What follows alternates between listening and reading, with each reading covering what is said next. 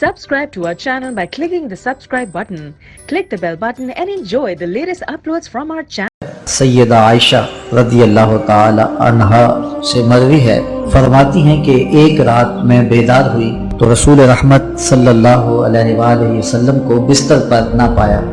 تو میں حضور کو ڈھونڈنے نکلی تو آقا کریم علیہ السلام تشریف لائے تو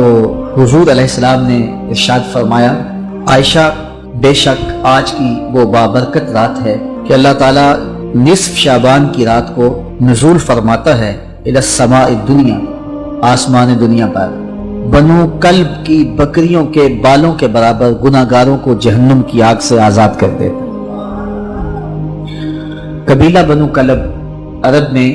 ایک ایسا قبیلہ تھا جو بہت زیادہ بھیڑ بکریاں پالتے تھے، ان کی بکریاں باقی لوگوں کی بکریوں کی نسبت زیادہ تھیں، تو یہ کثرت کی طرف اشارہ ہے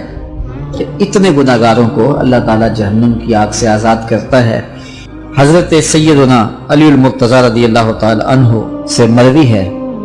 حضور نے ارشاد فرمایا، جب شعبان کے نصف کی رات آئے تو راتوں کو قیام کرو اور اس کے دن کو روزہ رکھو۔ اللہ تعالیٰ جل شانہ نزول اجلال فرماتا ہے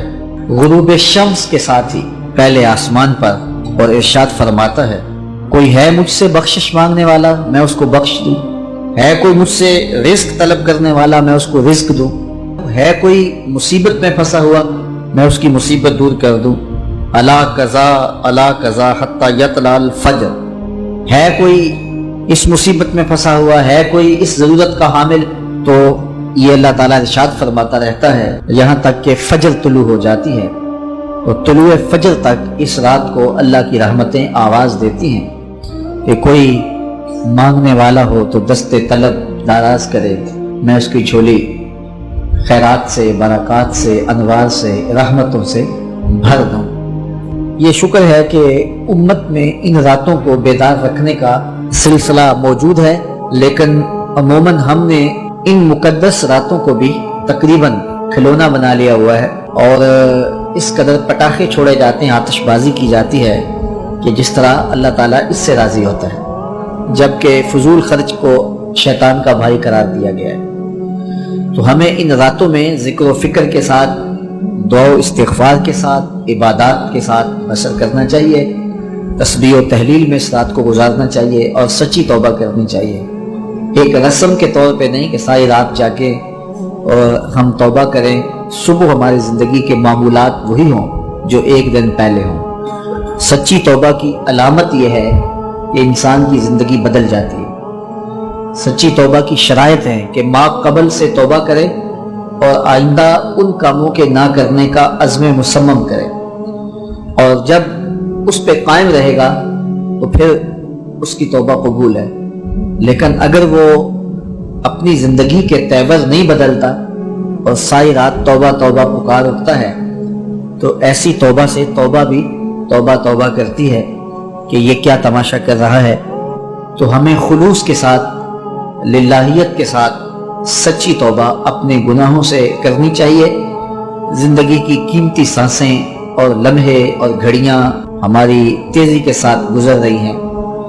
کل جو بڑے طاقتور تھے آج وہ کمزور ہیں، کل جو جوان تھے آج بوڑھے ہیں، کل جو بچے تھے آج وہ جوان ہیں، آج جو بوڑھے ہیں کل قبر کا رزق بننے والے ہیں۔ تو ہمیں نہیں پتا کہ ہم اٹھنے والا اگلا قدم کہاں رکھ رہے ہیں، یہ اللہ تعالیٰ کے علم میں ہے کہ ہمارا اٹھنے والا اگلا قدم موت کی وادی میں ہے یا ابھی زندگی کی سانسیں باقی ہیں۔ تو اس لیے بزرگ فرماتے ہیں ہر رات کو توبہ کر کے سو، اس خیال سے کہ یہ زندگی کی کہیں آخری رات نہ ہو، اور ہر نماز کو ادا کرو اس خیال سے کہ کہیں یہ زندگی کی آخری نماز نہ ہو۔ اور ایسا ہوتا ہے کہ ایک شخص کی وفات کا اچانک اعلان ہوتا ہے تو ہم کہتے ہیں ہم نے ابھی تو اس کو سبزی والی دکان پہ دیکھا تھا، لیکن وہ جہاں بھی ہے موت جب آتی ہے تو ایک لمحے کا تقدم اور تاخر نہیں ہوتا ہے۔ تو مجھے اور آپ کو اپنی آخرت کے لیے سخت فکر مند ہونا چاہیے، اور ہمیشہ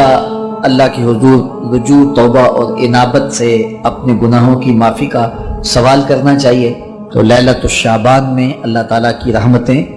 خاص طور پہ نزول کرتی ہیں اور اللہ تعالیٰ جل شانہ کا خاص کرم ہوتا ہے۔ اچھی بات دوسروں تک پہنچانا صدقہ جاریہ ہے، ویڈیو زیادہ سے زیادہ شیئر کیجیے۔